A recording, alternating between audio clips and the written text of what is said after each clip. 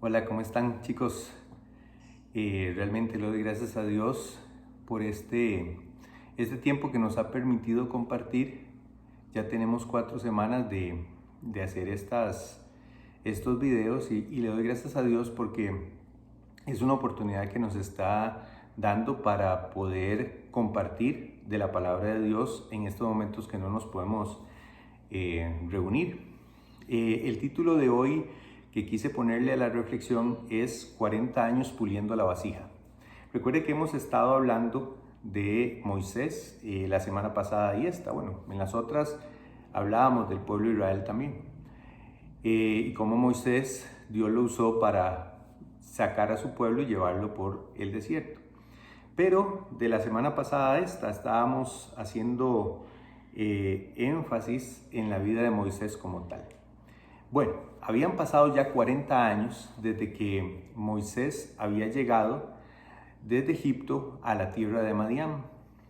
Ya él había establecido una familia, él ya estaba acomodado en esas tierras. Se había convertido en un pastor de los rebaños de ovejas de su suegro en esa tierra. Durante este tiempo, Dios se había encargado de estar puliendo esa vasija y Moisés probablemente ni siquiera se había dado cuenta. Ahí estaba el alfarero quitando aquellas piedrecitas que no le permitían forjar esa pieza valiosa que él quería esculpir con Moisés. Recordemos que antes de salir de Egipto, Moisés era un príncipe.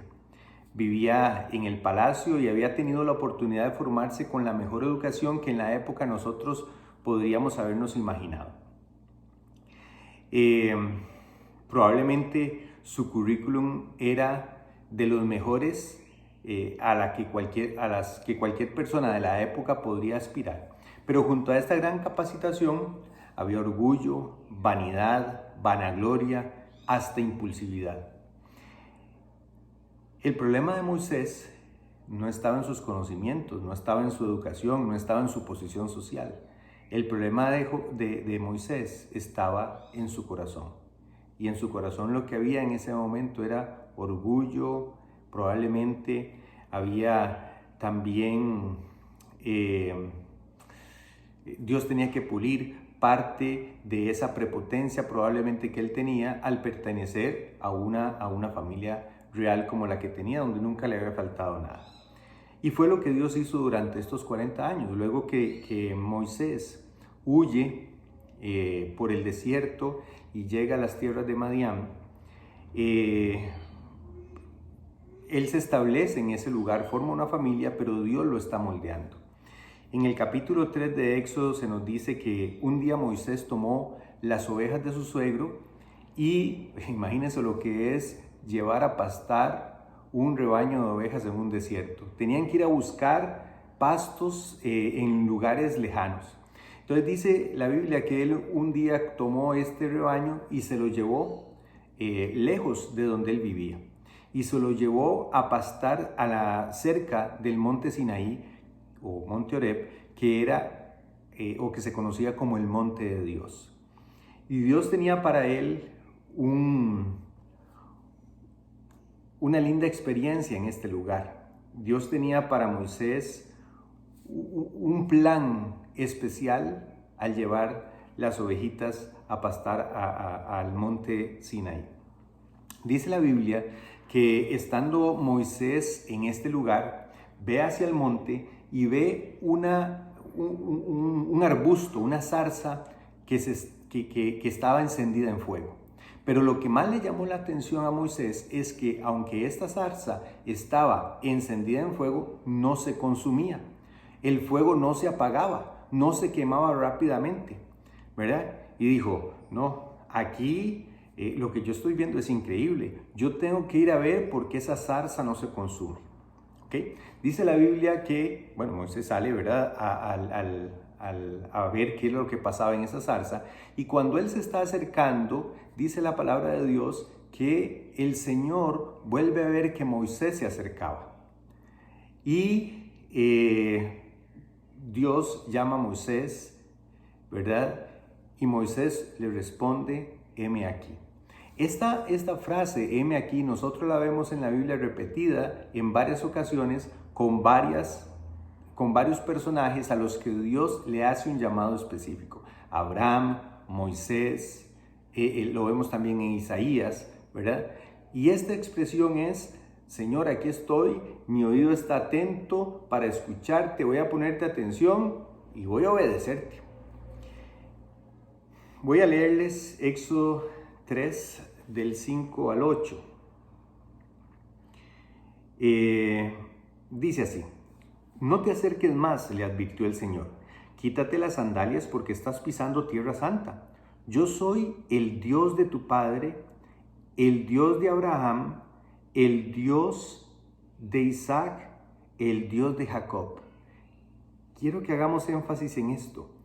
Dios le dice, yo soy el Dios de tu padre, el Dios de Abraham, el Dios de Isaac, el Dios de Jacob. Cuando Moisés oyó esto, se cubrió el rostro porque tenía miedo de mirar a Dios. Luego el Señor le dijo, ciertamente he visto la opresión que sufre mi pueblo en Egipto. He oído sus gritos de angustia a causa de la crueldad de sus capataces. Estoy al tanto de sus sufrimientos. Por eso he decidido para rescatarlos del poder de los egipcios, sacarlos de Egipto y llevarlos a una tierra fértil y espaciosa. Es una tierra donde fluye la leche y la miel. Algo que me llama la atención es lo que repetí ahí. Dios se le presenta a Moisés. Dios le dice a Moisés quién es. Cuando esa voz sale de la zarza, probablemente Moisés todavía no sabía quién era, porque Dios se le tiene que presentar. Dios le tiene que decir, hey, soy yo. Soy el Dios de tus padres, el Dios de Abraham, el Dios de Jacob. Ese soy yo. Y esto me llamó la atención porque a pesar de que Moisés estaba siendo preparado por Dios, todavía él no lo había visto de esta manera. Nunca se había presentado de una forma sobrenatural para Moisés. La segunda parte todavía me llama más la atención. Nos dice la palabra del Señor, ahí en lo que acabamos de leer, que el Señor estaba atento a las necesidades de su pueblo en tiempos de angustia. Y eso yo quiero que lo tomemos en este tiempo difícil que estamos viviendo nosotros por este tema de la pandemia. En este tiempo de necesidad y difícil para nosotros, Dios está atento a nuestro clamor. Dios está atento a nuestras dificultades. Dios está atento a nuestras plegarias a Él. Y está también planeando cómo Él puede ayudarnos a nosotros. Y en su tiempo, Él nos va a dar la libertad que necesitamos para seguir con nuestra vida. Dios está atento en los tiempos de dificultad en nosotros. Pero volvamos a Moisés en la enseñanza que estábamos viendo. Vamos a ir a Éxodo 3 del 9 al 12. Sigue diciendo ahí más adelante que Dios le dice a Moisés lo siguiente. Mira el clamor de los israelitas, me ha llegado y he visto con cuánta crueldad abusan de ellos los egipcios. Ahora ve porque te envío al faraón. Vea, Dios se le presenta a Moisés en el momento en que ya él ha perdido prácticamente su identidad egipcia. Durante 40 años había servido como un pastor. Él había aprendido que era guiar a las ovejas, siendo las ovejas animales tercos como ninguno, torpes al andar buscando su comida, y él tuvo que forjar también su paciencia y disciplina con esas ovejas. Algo interesante es que Dios quería que hubiera un pueblo que es parecido, muy parecido a nosotros, tercos, ¿verdad? Y además de todo, torpes cuando vamos en el camino una, otra y otra vez. Tropezamos con la misma piedra, repetimos los mismos errores. Pero Dios le dice a Moisés, ahora ve porque te envío al faraón. Tú vas a sacar de Egipto a mi pueblo Israel. Y Moisés lo primero que hace es dar una primera excusa. ¿Qué? ¿Cómo se le ocurre? Más o menos fue lo que le dijo, ¿verdad? Y le dijo, pero Señor, ¿quién soy yo para presentarme ante el faraón? ¿Quién soy yo para sacar de Egipto al pueblo de Israel? Voy a repetir. ¿Quién soy yo para presentarme ante el faraón? ¿Quién soy yo para sacar de Egipto al pueblo de Israel? Y lo que me encanta aquí es la respuesta que Dios le da. Inmediatamente, en el versículo siguiente, dice en el 12, Dios contestó, yo estaré contigo, y esta es la señal para ti que soy quien te envía. Cuando hayas sacado al pueblo de Egipto, debes volver a este monte para adorarme. Lo que me llama poderosamente la atención en estos versículos es que las excusas o la primera excusa que Moisés le da a Dios es ¿quién soy yo? ¿Quién soy yo? El tema ahí era, ya yo no tengo capacidad. Habían pasado 40 años. Moisés más o menos en ese tiempo tenía ya 80 años. Vea, me hubiera dicho hace 40 años, yo era un muchacho joven, ¿verdad? Bueno, ¿quién dice que los de 40 somos jóvenes? Pero yo tenía más fuerzas en aquel momento. Ahora soy un anciano, tengo 80 años. ¿Qué voy a hacer yo guiando a este pueblo? ¿Quién soy yo? Y aquí algo me encanta. Los planes de Dios son los diferentes a los que nosotros tenemos. Dios no quiere que nosotros sirvamos para vanagloriarnos. Dios quiere que le sirvamos a Él para que la honra sea de Él. ¿Y cómo Dios le responde? No le dijo quién era Él, que era tal vez lo que Moisés quería escuchar. Es que usted era el príncipe de Egipto. No. Nada más le dice, tranquilo, yo estaré contigo. Dios no le dice a Moisés quién era Él. A Dios no le estaban importando las capacidades de Moisés. Simplemente, tranquilo, yo voy a estar con usted. Si seguimos viendo, después de que Moisés y Dios le contesta esto, Moisés inmediatamente vuelve y dice, pero Moisés volvió a protestar. Si oye a los israelitas y les digo, el Dios de sus antepasados me ha enviado a ustedes, ellos me preguntarán, ¿y cuál es el nombre de ese Dios? Entonces, ¿qué les responderé? Dios le contestó, yo soy el que soy. Dile esto al pueblo de Israel, yo soy, me ha enviado a ustedes. Dios también le dijo a Moisés, así dirás al pueblo de Israel, Yahvé, el Dios de sus antepasados, el Dios de Abraham, el Dios de Isaac, el Dios de Jacob, me ha enviado a ustedes. Vean qué interesante, con la misma presentación que Dios se le presentó a Moisés, le está diciendo, así diga que es el Dios que lo envía a usted.